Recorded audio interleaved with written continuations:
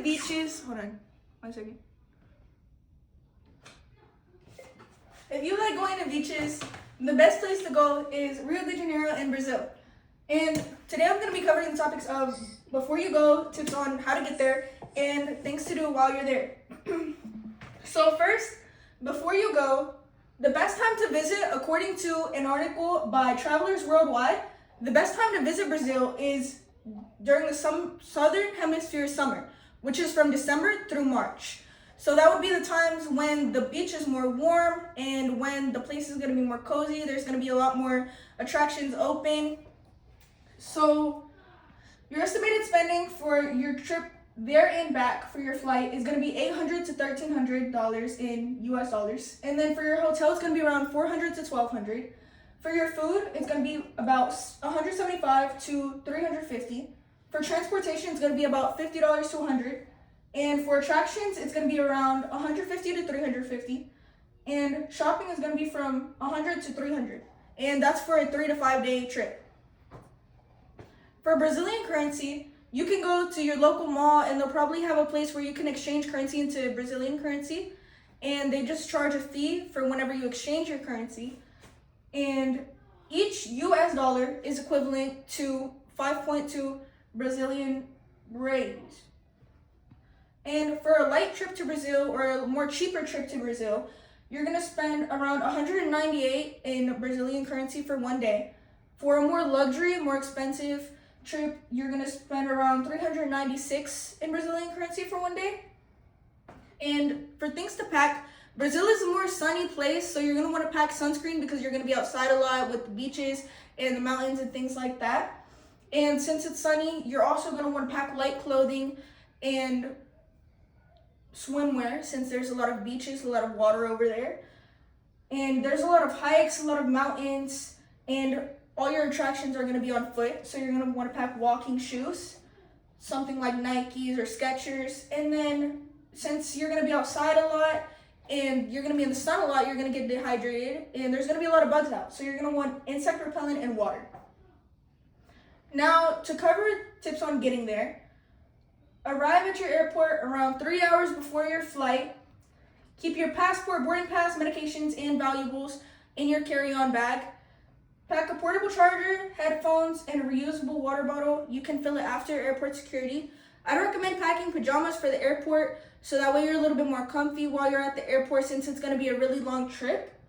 Downloading an offline maps can help you so that way whenever you get there, you know where you're going before you get your Wi-Fi transferred and everything like that and have a new SIM card. You're also going to want to download a translation app so that way you can understand everybody around you, what they're saying and things like that.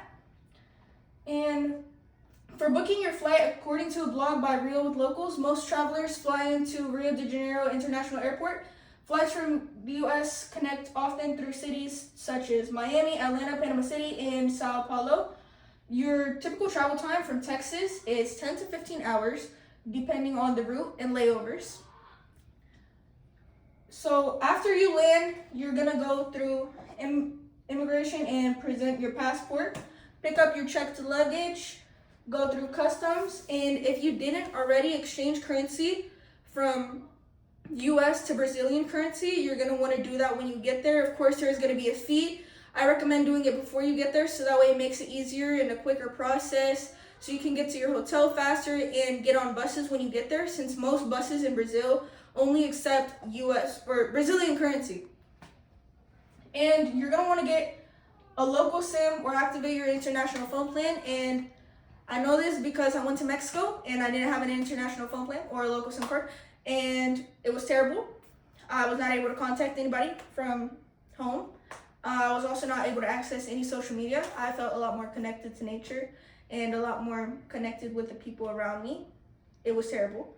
Would not do it again. So you're going to want to have local Wi-Fi and make sure that you have signal while you're over there to avoid problems like that. And you're going to want to take an Uber, taxi, airport shuttle, or bus to your hotel. And like I said, the buses only accept Brazilian currency, so you're going to want to make sure that you have your currency exchanged from US dollars to Brazilian currency before you get there.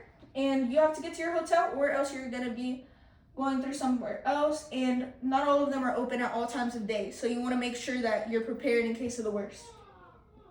And to cover topics on when you get there, you're going to want to learn a little bit of Portuguese, so that way you can kind of connect with the locals. And similar to Spanish, Portuguese is to say hello, you're gonna say hola.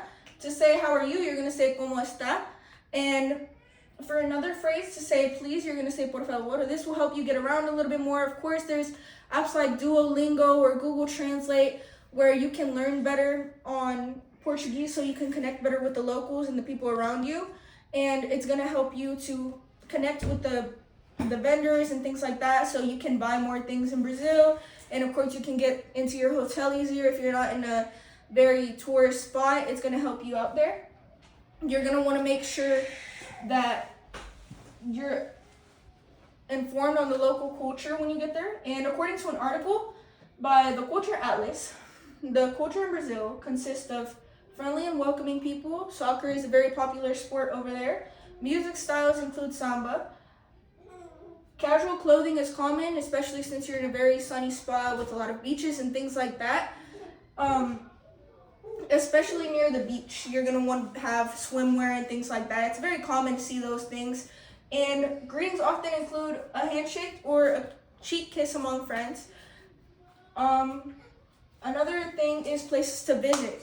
You'll have Christ the Redeemer, which is a very tall mountain with super nice sights to see and things like that, and a large statue that you can look at. That's a place that a lot of tourists go to take pictures of the statue and to, tour. Along with that, you have the Sugarloaf Mountain with cable cars around there, so that way you can go up and down and take pictures around the scene and of the different sceneries and spots. Very good for your Instagram. I'd recommend going there. They also charge for the cable cars though, so make sure you have Brazilian currency. They also have the Copacabana Beach, where there's a whole song about it. So it's a really cool place to visit. There's a lot of scenery. And you also have the Ipanema Beach, which is another cool place to visit. And you have the Tijuca National Park. So you could maybe connect with some locals, listen to some music, take photos of the nice scenery around there. And safety tips on that note: according to a study by the Rio Times, Brazil has one of the highest global homicide rates. So you're gonna wanna make sure that you keep valuables out of sight, you avoid carrying large amounts of cash, you use rideshare apps at night, and you stay in well-traveled areas, well-toured areas, and you're gonna wanna make sure you're aware of your surroundings at beaches and tourist actions. Make sure you're looking around, make sure you know where you're at and the area you're in. And that's all. So hope you have fun on your trip to Rio de Janeiro, and hope you have a good time. Thank you.